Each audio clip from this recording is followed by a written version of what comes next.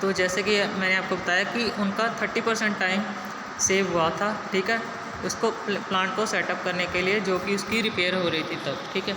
तो बाद में क्या हुआ, इसको और भी चीज़ों में यूज़ किया जाने लगा, जैसे कि बिजनेस और इंडस्ट्रीज़ में, ठीक है। तो फर्स्ट हम पढ़ेंगे पब्लिक ऑर्गेनाइजेशन के लिए, जब private and public organisation it helps in, ठीक है, determining the completion time of the project, ठीक है।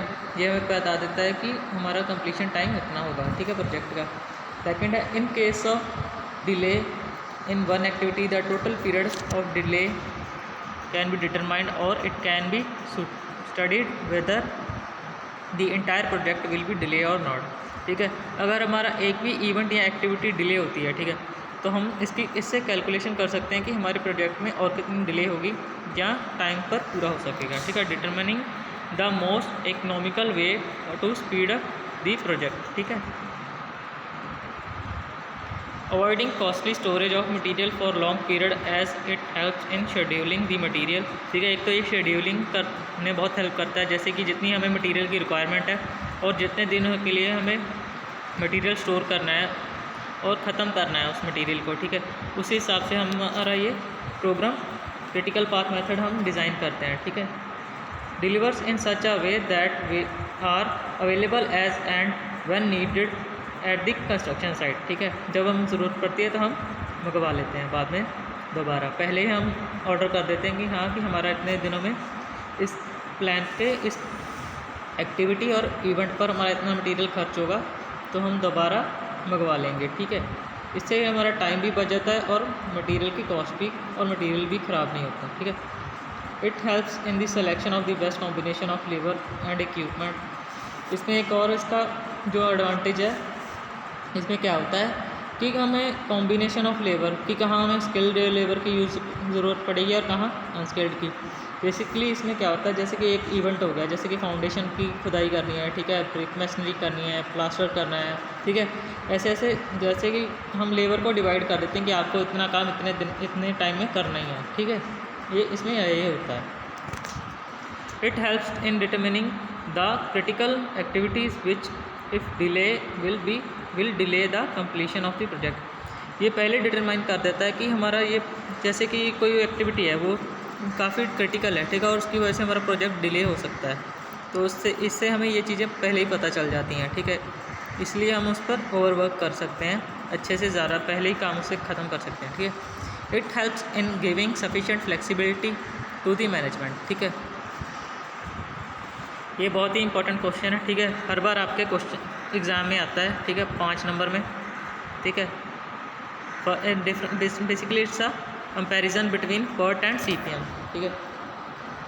जो PERT है इट इज़ इवेंट ओरिएंटेड, ठीक है, ये इवेंट को ओरिएंट करता है, ठीक है, इवेंट हमारे बताता है, ठीक है, और CPM ये एक्टिविटी को बताता है, ठीक है।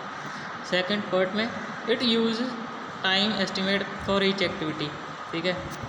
इसमें क्या होता है, PERT में हम टाइम एस्टिमेट करते हैं, जैसे हमने पहले भी डिस्कस किया है कि TO plus 4M into,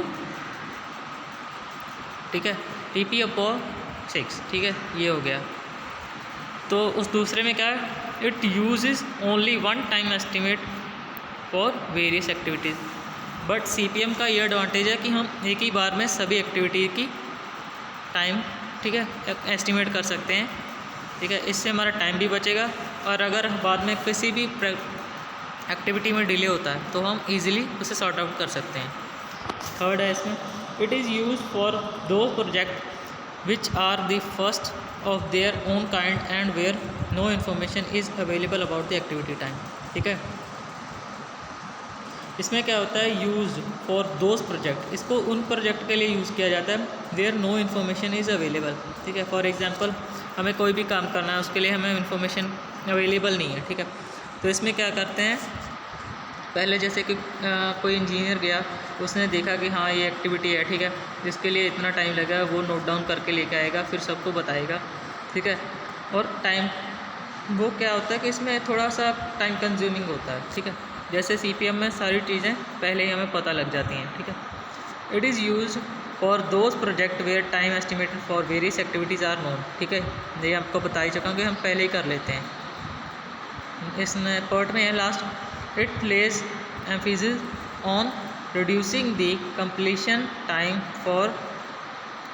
time of the project without any cost constraint. ठीक है, लास्ट में इसमें it lays emphasis on upon optimistic allocation of resources, for example man, material, machine, money, and also reducing overall cost of the project times are related to the cost। इसमें क्या होता है कि अगर हम कुछ भी करें, ठीक है, reducing of the completion time, कुछ भी करें रिड्यूस करने के लिए, जैसे कोई भी इवेंट को हमने पहले ख़त्म कर लिया या एक्टिविटी को ख़त्म कर लिया, ठीक है, उस पर क्या होता है कि उसमें प्रोजेक्ट की कॉस्ट पर कोई असर नहीं पड़ता, कंस्ट्रेन नहीं होती। ठीक है, चाहे टाइम बढ़ जाए चाहे कम हो जाए। लेकिन इसमें क्या होता है सीपीएम में ये बेस्ट थिंक है कि इसमें मैन, मटेरियल, मशीन और मनी सब कुछ सेव हो जाता है, रिड्यूस हो जाता है।